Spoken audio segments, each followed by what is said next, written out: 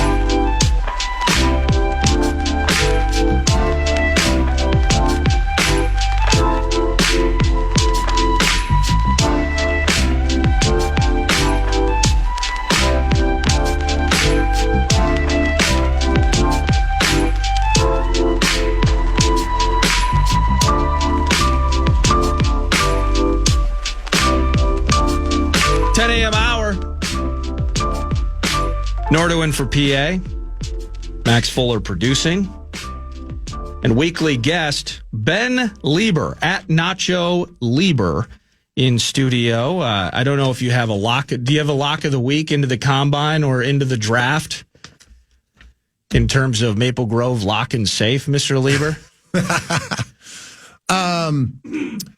It's hard to come up with a lock of the week for this week with the combine and the draft. I think it's a lock that when you're watching the 40-yard dash, that the camera angle will never be below the waist. Oh yeah. Well, Chris Jones solved that problem. Didn't he? It was Chris Jones, right? It was Chris Jones. That was the fall scene round the world.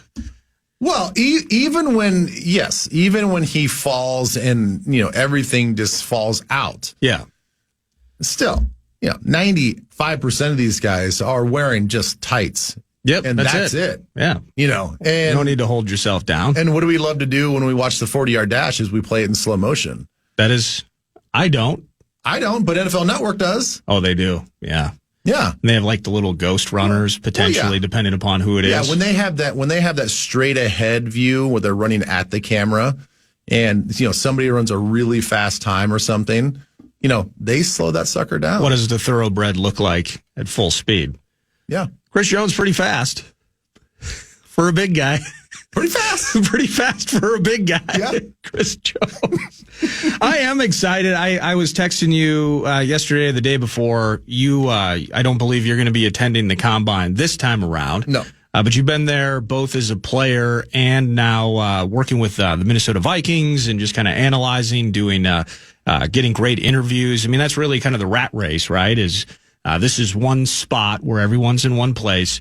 And you get the opportunity to talk to people that might be harder to track down otherwise. Mm-hmm. I'm pumped for this, man. I just whether it's the last couple of weeks, but it's fresh off the Super Bowl. We're all obsessed with offensive and defensive line play that we got to see from the champs, the way that we bow out down in Phoenix against the Rams, all of that.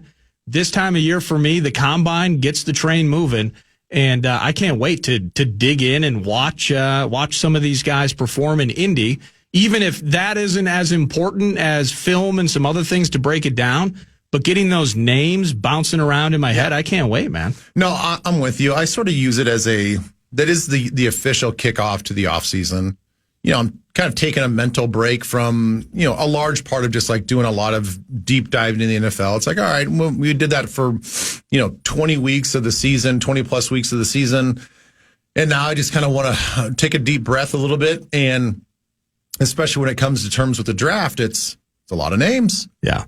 It's a lot of work and it's a lot of research and it's a lot of formulated opinions and it does take a lot of time. So I don't necessarily, at least for what I do now, I don't need to jump into it right at the end of the season. So this is kind of the official, like, okay, let's get excited again. Let's get familiar with some of the names, some of the positions that I think we all know with Vikings fans. It's going to come down to, as far as the first round pick, that is large part of everybody's main focus is like, who is it going to be in the first round? Oh, yeah. And I know that we're going to have a free agency to deal with, which we can get really excited about as well. Unless you have do you have a fifth round guard for us that you'd like to present? Yeah. See, I do. That's why I focus on the first and between now and the draft, I will drill it down and I will know more about where guys will land on day 2 and day 3. But just start at the top. It's easy. Get excited about the Michigan Cats. Get excited about the Gray Zables and the Tyler Bookers, and then just work from there. Yeah. So yes, I'm with you. It's going to be very exciting to start this whole process. And, when you look at this draft from a top down view, it seems to be very heavy in offensive line, very heavy in interior defensive linemen, edge rushers, and heavy cornerback class. And that's, and running backs, which I don't, I only throw them as an aside because it is a need for us. I don't think that we're going to address it in the first round. But I think between those 3 positions that I mentioned earlier, you could make the argument we just take the best available at that position at 24 for any one of those positions. And there's going to be a lot of talented players at 24 when you're looking at those 3 positions. So it is very exciting what the prospects can be. And now that you said Gray Zabel, it's funny because I met Gray when he was, so I know his uncle. His uncle used to live closer to me. Now he lives further down the street, but he and I are still friends and we still text and stuff. And they were all walking down the street by my neighborhood. He's like, hey, I want to introduce you to my nephew. My brother's in town from Pierre, and he's got a son that plays football, whatever. So like I met him, I don't know, 8 years ago. Oh, really? As just like this, young football player that just like has aspirations just to play football at a decently high level. And I was texting with him, during the Senior Bowl, my buddy Matt, and I'm like, Gray, is that the one that I met? He's like, yeah. I go, well, he's killing it right now in the Senior Bowl. Everybody is, all they can talk about is how good of a time and how good of a performance that he's having right now. Like his stack, his draft stock is like shot up through the roof in the last month and a half. And I've seen his name and the key to that too. And we'll see how the combine works. This is, a big week coming up for him and many, but his name hasn't gone away. I mean, when you're having that conversation specifically about guards, Tyler Booker, I mentioned his name. I heard from Thor Nystrom earlier in the week. I believe it's Tyler Booker. He played high school ball at IMG with JJ McCarthy. Yeah. And they're like bros. So you get Zabel into the mix, and that'd be cool. South Dakota's own. We want to support them, right? Mm-hmm. And Tyler Booker. That's where, with the depth of those position groups, because right now, I've spent like the last day just trying to find like various Kenneth Grant highlights. Big guy in the middle on the D line for Michigan. He looks like an absolute beast.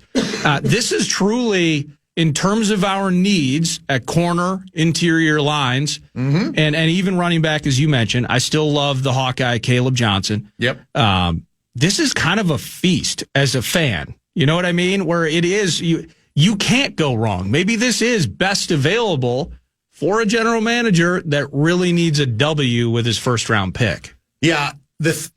I do wonder, as we talk about this, everybody is taking the blueprint of the Eagles, and it's not even just because of the Eagles. I think that we all knew going into this this year that, okay, we're a little light on the offensive guard position, and let's hope that these guys work and whatever. We've wanted to do what they're doing for a decade. For a while. This is not new news. This isn't just like all of a sudden the Eagles just reinvented the wheel, and all of a sudden now everybody's going to be taking what they're doing in the NFL and like, oh yeah, we should do that. And like, yeah, everybody's been trying to do that a little bit. It's hard to do. I wonder how disappointed the fans would be if we did go cornerback. Oh yeah, I think they would be. But it's weird because it is one of the, if not the lightest positions that we have on the team when it comes to depth. And we don't know if we're going to get Byron Murphy Jr. back. Right. If he's gone, who do we have as of today? Well, I'll tell you who we have. Why don't you do that? Mekhi Blackman coming off of injury. Yep. We have Dwight McGlothern, undrafted cat, Arkansas, I believe. I think we have Najee Thompson coming back from injury. Okay. Who we would infinitely prefer his special teams work to his in coverage work. Mm-hmm. Yeah, no, it's an absolute it's a disaster at that position from an under contract standpoint. Now, you saw the news that they moved back. And I was talking with Gessling about this yesterday. They moved back or delayed the contract void date for Byron Murphy Jr. to just before the league begins. Mm-hmm. So instantly, my immediate thought is, well, clearly they're either confident that they can make a deal, or at the least they're definitely thinking about trying to make a deal with Byron Murphy. But then the other side of me, because now as part of that move, they can't franchise tag him. Right. There's a thought as well in my head where now that you can't, wouldn't you want to reserve or keep the right to tag him, or just tag him and have that extra time to consummate a deal? So I guess, I mean, you're giving up, because otherwise the contract would have voided, I think, yesterday or maybe even the day before. So they had to make a decision on it. They chose not to tag him. But Byron Murphy, Max brought it up during Vikes Bites. DJ Reed, you think about some of these names that are going to be available on the free agent list. I think DJ Reed's probably in that 20, 21 million. Byron Murphy, still going to be 17, 18, 19 potentially. Yeah. So do you like him because he's still in the building? You know, is DJ Reed, statistically, it appears he's had a better stretch to start his career than Byron Murphy did, although Byron Murphy had his best season at the perfect time, by the way, contract season. But we definitely either need to keep Byron Murphy, or we are going to be going big in the free agent market. We have to. But I think people would be mad when you think about Mackay. I know he wasn't a first rounder. They can go back to Hughes, and and sadly, he passed away. But Jeff Gladney had trouble working out and getting his feet under him when he was here. He was a first round pick. I think people would think about some of that, and they'd be like, "No, I don't want to I'd rather take a Kenneth Grant, and that can maybe shade or mask some issues on the back end if we got to go guns for hire again." I actually think because we have a lot of flexibility with our cap space, that I don't necessarily think that we have to just look at we can only sign one corner and one interior defensive lineman and one offensive guard. Yeah. I think that we can do multiple things. I think that we could sign Byron Murphy Jr., and I think that we can sign a tier one free agent cornerback. I think we can do both.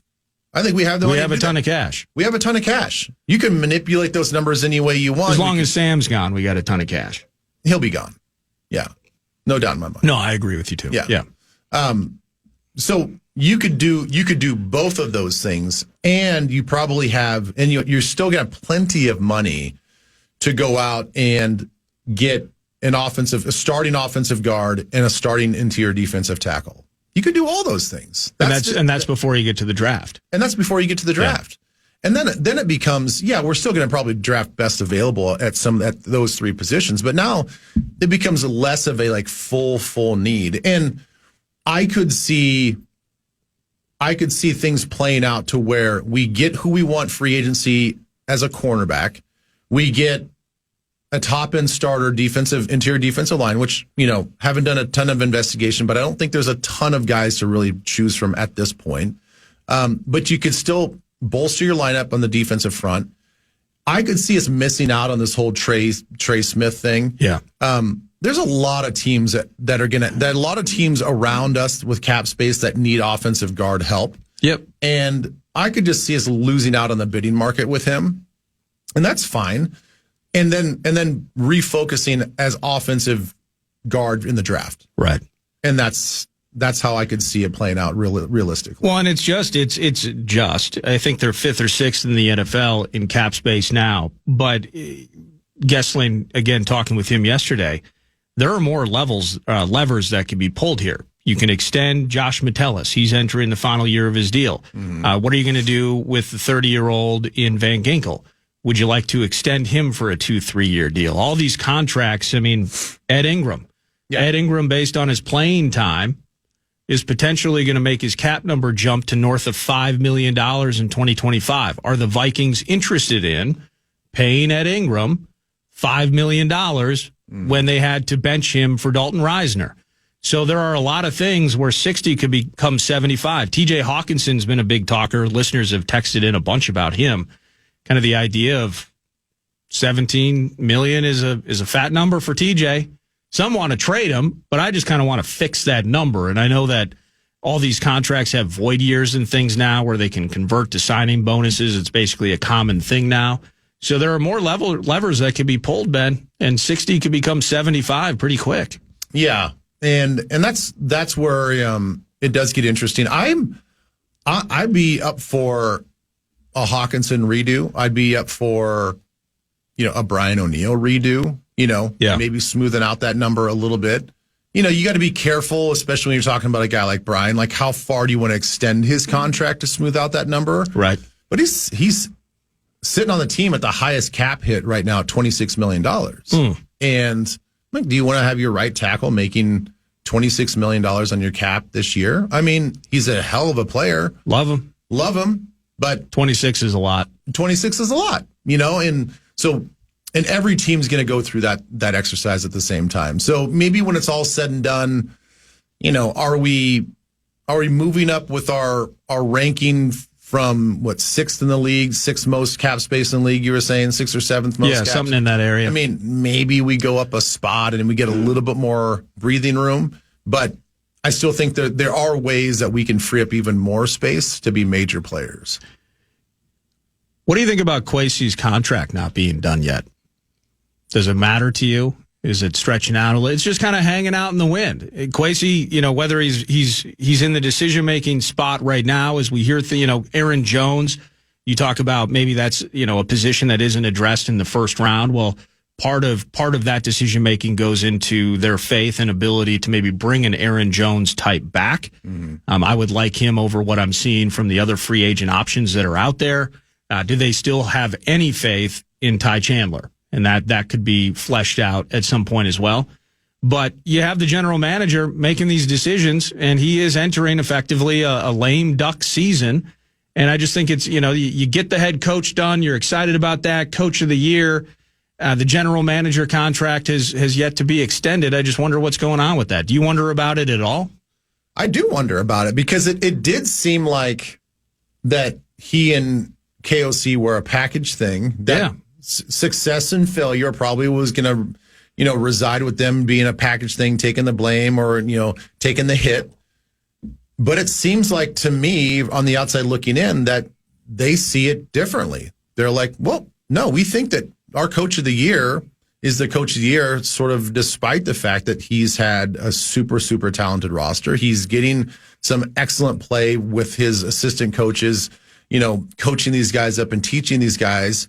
And when you look at the totality of the roster build, which comes down to the GM, maybe they're not as happy, and they want to see more. They want things proven out a little bit more, which is going to be difficult because if this is sort of a prove it year with Kwesi and his staff, then what is the metric? What is right? Because very rarely do we ever look at the 2025 draft or the 2024 draft and be like, okay, this guy's a hit. Like name recognition, you might feel like that when we walk away in April, like, okay, we got a guy that we're really excited about. Well, that happens every year where guys are very exciting college players. They have a lot of cachet and they don't really make it 3 or 4 years in the league. And you're like, well, eventually 5 years down the road, when you reevaluate that draft, he was a bust. So what's going to be the barometer for success in a lame duck year where we all know that it takes more than just 1 year to decide whether or not this was a successful draft or a successful free agent pickup? That's a great point. I mean, think about Dallas Turner, right? If his job had relied upon Dallas Turner as you trade up and you pick at 17, if his job had relied on him being in the rookie of the year defensive player conversation, well, then he would have been fired. Right? The 300 and some snaps or whatever it was he played on defense. He got a few sacks, so we're happy for him there. But the way that he was deployed, and you've heard Brian Flores kind of try to explain it away. The athleticism is off the charts. We got big plans for him in the future, but we're working him along. We have Jonathan Grenard. We have Van Ginkel in the mix. So that's, and that's a tough crew to get around and get ahead on. Now Patrick Jones starts out the season with sacks. You can't evaluate. Now this year is going to look different. Patrick Jones maybe not back, and maybe that's a bigger stepping stone and an opportunity for Dallas. But the ability, even if he, from our experts and our own analysis, knocks it out of the park. You wouldn't believe the wheeling and dealing that Kwesi did on Thursday night. He turned pick 24 into pick 33 and 42, and we got 2 first-round talents in the second round for 1 pick. And he did this, that, and the other thing. You can't analyze that until at least a year from now, probably at 2. At least. And then you go back to that, and then let's just say a year from now, let's just say even in December, not even the season's not even over this next season. Let's say Dallas takes another gigantic step, and let's say that he's at a Pro Bowl level and he is playing outstanding. Well, then now you have to give him back credit for the previous draft. Right. And let's say McCarthy goes out in his first season and he kills it. And you're like, okay, well, now we have to give him credit for that draft, the same draft as well. So, again, I understand this is it's a competition-based business. It is a meritocracy, through and through. Indeed. So I like the fact that they're not sold, and it's not, hey, this isn't just a given. Just because the team had success doesn't mean you automatically just get a raise or you get a promotion or you get this, that, and the other. Like, you individually still have to prove that you're adding value to, the requisite value and the expectation value to this organization. So I kind of like the message that it sends is like, hey, everybody top down, you got to prove it all the time. Yeah. That's what winning cultures do. And it's not fair in other cultures and other corporate structures, but that's what the NFL is. So I do appreciate that part of it and the way that they're conducting business, but I do kind of question, like, what is the barometer? Yeah, what is the standard that he has to What's the standard? surpass? And what's the mark of success that we can all look at from our fan standpoint to say, like, oh yeah, he earned another contract extension. I don't know what that is. That's Ben Leber at Nacho Leber in studio on a weekly basis. More Vikings conversation, combine, free agency. Where are the purple at? We're going to continue that conversation around the corner, but first, an opportunity to win some money. The Fan wants to give you a shot to put $1,000 in your hand with our national cash contest. Enter the keyword green at KFAN.com now for your shot at winning. That's keyword green. Enter it now at KFAN.com. Welcome to Monte Rio Redwoods, 1,500 acres of towering trees and Russian River streams. With your help, Save the Redwoods League can conserve this special place forever. To help now, visit SaveTheRedwoods.org.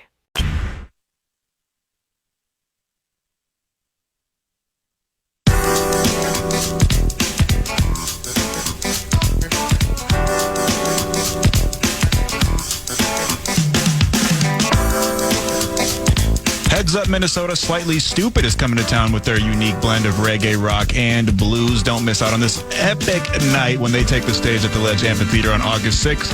Tickets are on sale now. Get the full details at KFAN.com. Keyword calendar.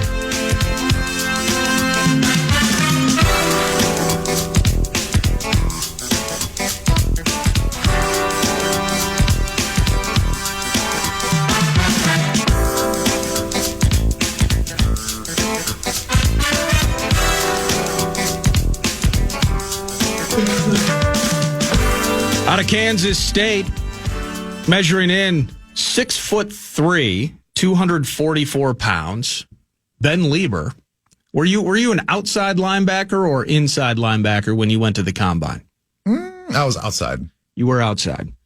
How about this? You're 4'6", 240. Are we really going? I feel like this is like a HIPAA violation. No. This is all public.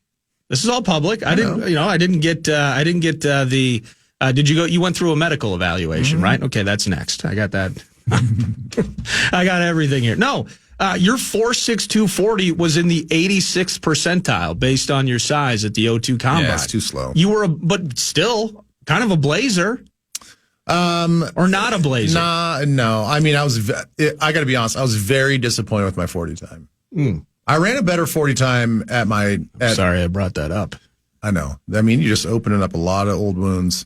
I ran a better 40 time at my pro day. Okay. At K-State. But was that hand timed? It's the same time. Okay. All right. Yeah, it was the same time. Okay, you get a little home cooking at the pro day? A little fast on the finger there? A little faster track. I don't know. I really don't know why that is. Because it's not like we have scouts there.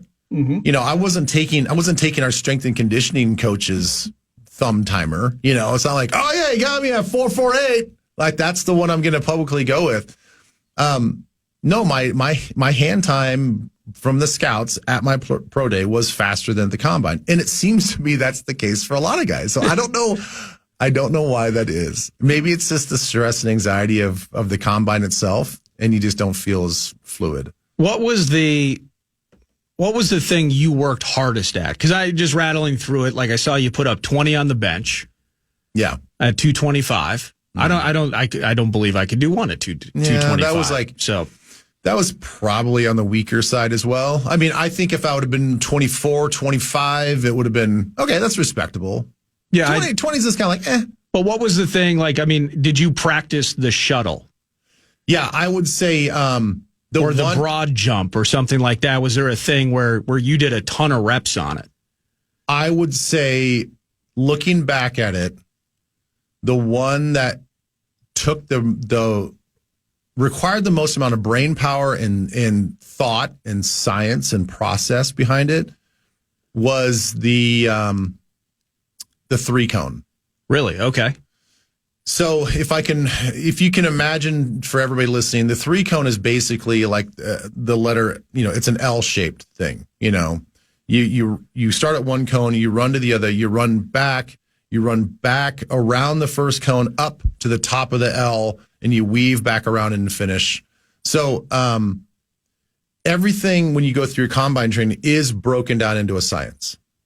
So for every player, it's different. And then when you go to your combine training, it's up to your trainer to decide, okay, when you take off, shorten that initial step because of your stride length and whatever. You break it down like that. So at that time, I don't remember anymore, I knew every step that I was supposed to take on that. I knew how many steps I should be taking. I knew how quick of it when you make that quick circular turn, like how to snap your head around, how to get your body to use the momentum going around that corner to like not stop your energy and to keep going. All that stuff is like broken down.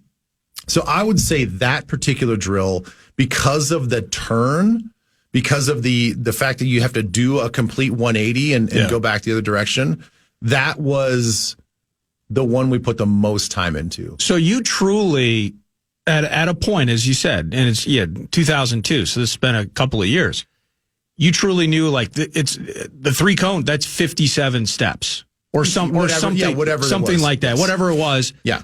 And it was, I know I'm going to lead with my left.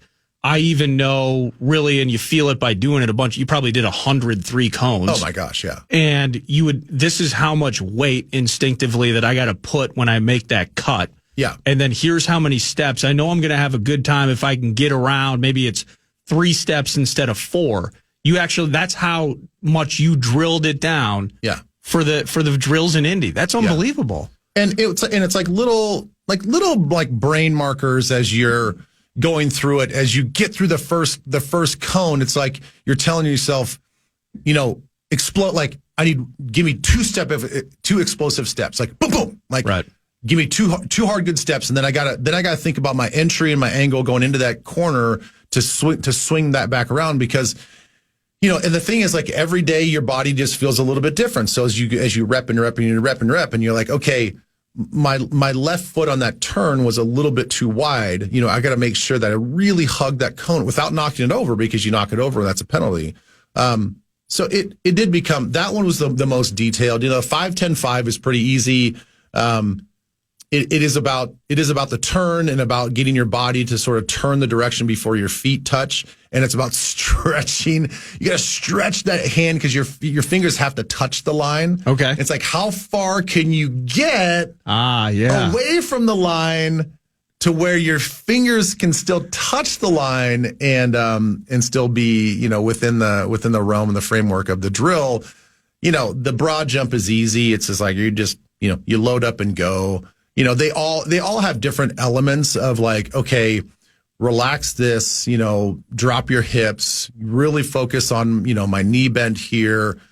But it's just one movement, vertical jump. How much can I cheat my reach, to make the difference in the jump better? Because everybody tries to lock their shoulder down. You had a 33-inch vertical. It's not bad. That's okay. It's okay. It's okay. So those were like the little cheats, like everybody tries to ratchet down their shoulder when they're just reaching up and they're getting your baseline reach. Yeah. And, they try to pull your fingers, like the combine people are pulling your wrists and pulling your fingers, like, okay, really spread your fingers out, like really reach. You're like, I'm reaching. Yeah. You try to fake all that if you can squeeze out. Well, that's what quarterbacks got to do, right? They probably do some sort of hand stretching to get the max width. Yeah. Didn't work for Kenny Pickett. Nope. Didn't work for Dante Culpepper, but it worked for some. What final bit for you here, whether it's combine, et cetera, just as we move forward, are you starting to, I don't know how you look at it. I'm slowly starting to get really excited about J.J. McCarthy being the guy in 2025. Yeah. And I know, Daniel Jones could potentially come back, and we've talked about the idea of him being a backup or even vying for the starting position. There's been rumblings about him being peeked at by other teams like the Steelers. But all those things considered, Sam back, Sam not back, I think he's gone. Do you ramp up your excitement for bits like that? Are you still in the weeds or getting into the weeds of identifying these players via the combine? Because for me, I'll get into the names and all of that. Pumped to do it. PA is going to be in Indy next week, and we're going to be all over it. But I'm kind of just at a base level. The idea of finally getting to see McCarthy, like that for me is kind of taking things over in my head, and I'm getting really pumped about it.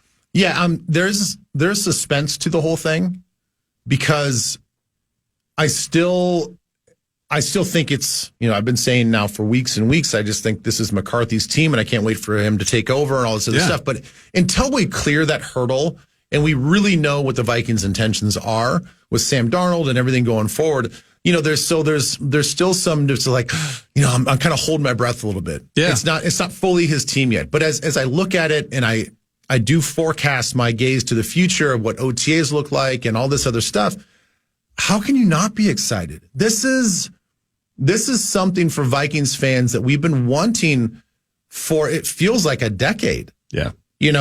Longer than that. Yes. It's like we've had different iterations. They've been trying, we've had T-Jack and we've had Ponder and we've had other quarterbacks that get drafted. Brooks Bollinger. Well, I'm just saying like the first rounders, like the high end quarterback picks. Where we Brooks feel like, isn't a high ender. Well, you know what I mean? Like Ponder was supposed to be the guy, right? Yes, he was. He was supposed to be the guy. And, didn't take long for that to not be the case. And even T-Jack was supposed to be the guy. It's like, oh my gosh, we found this guy from this smaller school. Like, we're so excited about him. He's got all these things. And so from a rookie standpoint, because, Brooks didn't come here as a rookie, but like. No, I just wanted to say Brooks because I know that Brooks well. I love Brooks Bollinger. You're trying to get me in trouble. I'm trying to get you in trouble. I love Brooks Bollinger. I'm looking at this from a rookie standpoint where we got a guy on a rookie contract. We've been wanting this forever. And now that it's finally here, I almost can't believe that it's here. And then everything that you hear about him, as far as just the intangibles and stuff, like, man, he's high end. He's high end. He's a great leader. He's well liked, and he's got the it factor and all this other stuff. I'm like, well, I want to see it. Like, I can't wait. Like, we saw a little bit in training camp, and I think there was a lot to be excited about. But I am with you. It's going to be really exciting this offseason. Especially when, I don't know, maybe we add a running back, maybe we add a piece here and there. Maybe we add a third receiver that is a little bit more of a name person that we can really get excited about, So, yes, I am very excited for the McCarthy era.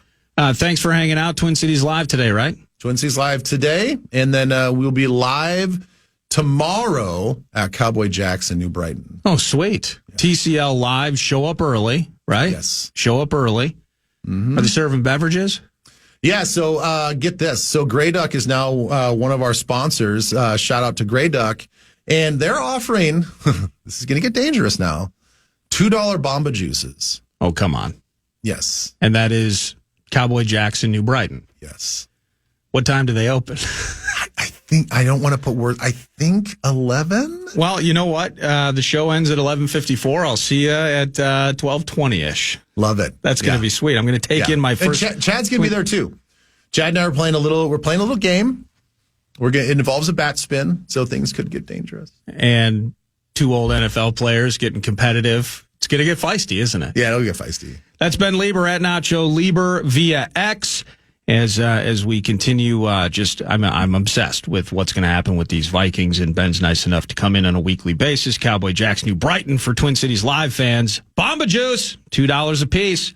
Drink responsibly. News is next on The Fan.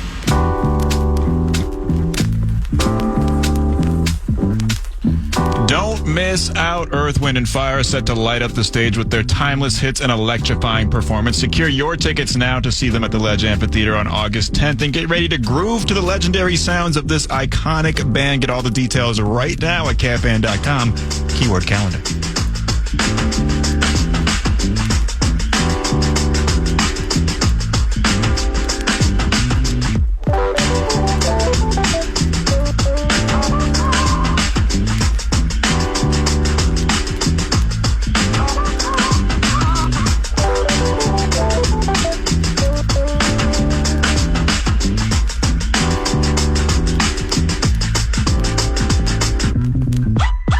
Welcome back, 9 to noon. John Bonus is joining me at the top of the hour. Head coach of the Minnesota Wild and assistant coach, Team USA, John Hines. He'll actually wrap the show today around 11:40, 11:45-ish.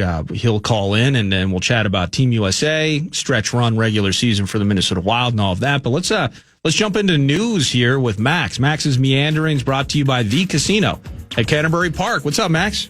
What's good, Nordo? A couple of little tiny NFL stories. I guess not tiny, but they could be tied together in a way. NFL teams got some good news yesterday as they were informed the 2025 salary cap will be between $277.5 million to $281.5 million, which is way ahead of last year's figure of $255 million. Also kind of tying that in together with Netflix. They said they're not just interested in the holiday games. They want a whole Sunday afternoon package, and that's coming right from, I believe it was one of the chief executive operators or whatever that title is for Netflix. She came right out of her mouth saying they want a full Sunday slate of games. Yeah, I'm tired of all I don't know, it's just old man howling at the moon, I suppose, but I don't want to have Netflix to watch the NFL. I don't want that. I do have Prime, and I watch the Thursday games on Prime. Bezos, I think what's going to drive this price up too is Bezos is like, I spent $3.45 billion on Thursday night.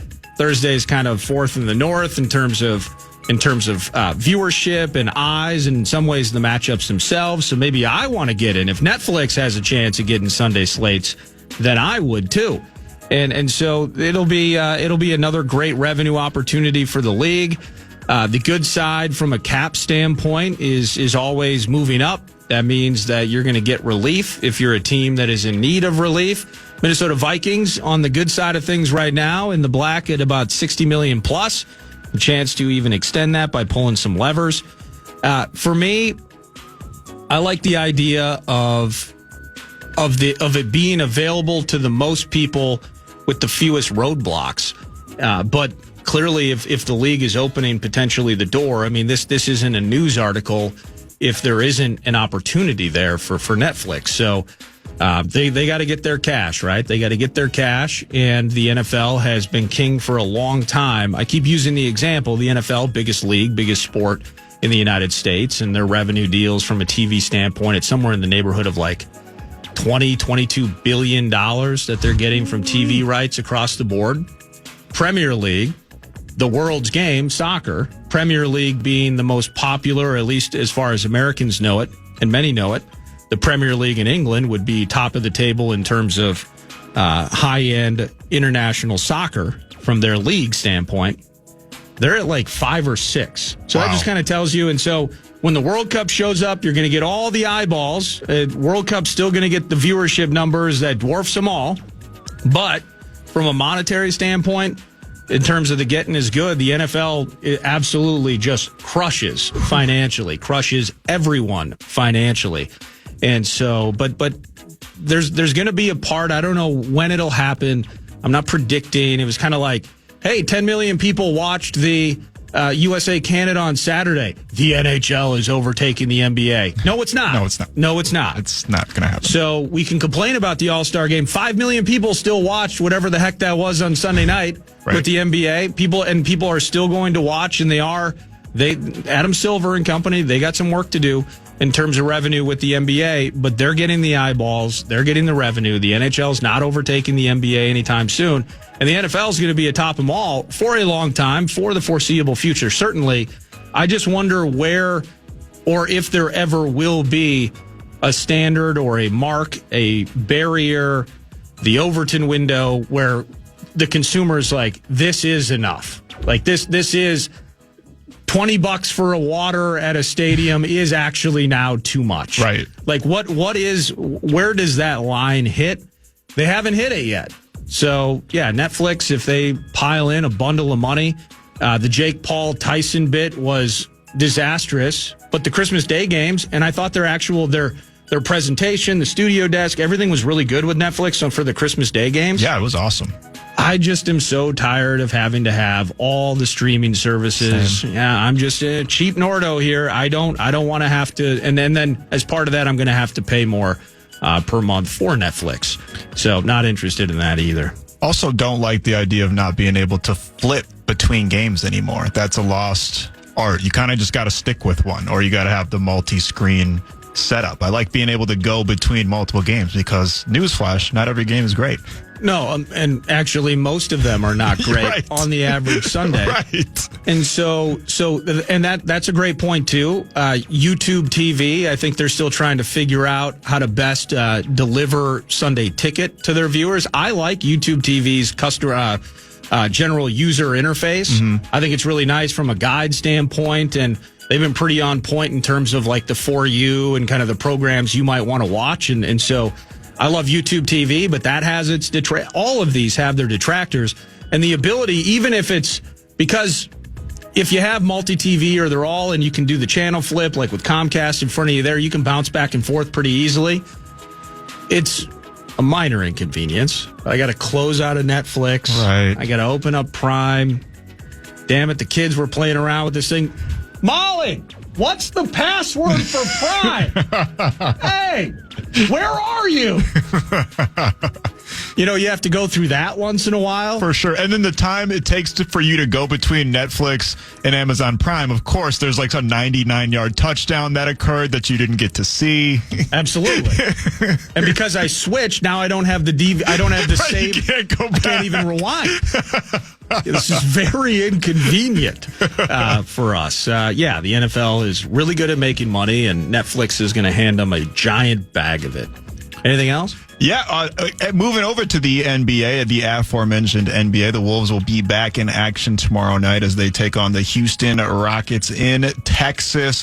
Game starts at around 8:30. The Wolves are 2-1 against Houston so far this season. And if you remember the last time those two teams met, not only did it get feisty and fiery, but Anthony Edwards dropped 41 points on them boys. The Wolves currently sit 7th in the Western Conference, just one game behind the LA Clippers, and about 3 games behind the Los Angeles Lakers. Yeah, we said it all season. It's still super muddy in the West, so the getting can be good. And Houston was second, or they were playing around second and third in the West, and they've kind of dipped a little bit. But still, I mean, they're 3-7 in the last 10. The Rockets are. So my guy, Amen Thompson, I absolutely love him. You know what happened in the game against Ant, though, is Dylan Brooks is never going to learn his lesson. He's never going to learn. He's never going to learn. He can't help himself. And the firebrand that he is, if he was on our team, maybe, it's very much a poor man's Patrick Beverley in terms of being the hype man and the aura guy. For sure. Dylan Brooks I think he plays to himself maybe more than plays to the crowd, I would say. But Houston's a fun team, super young team.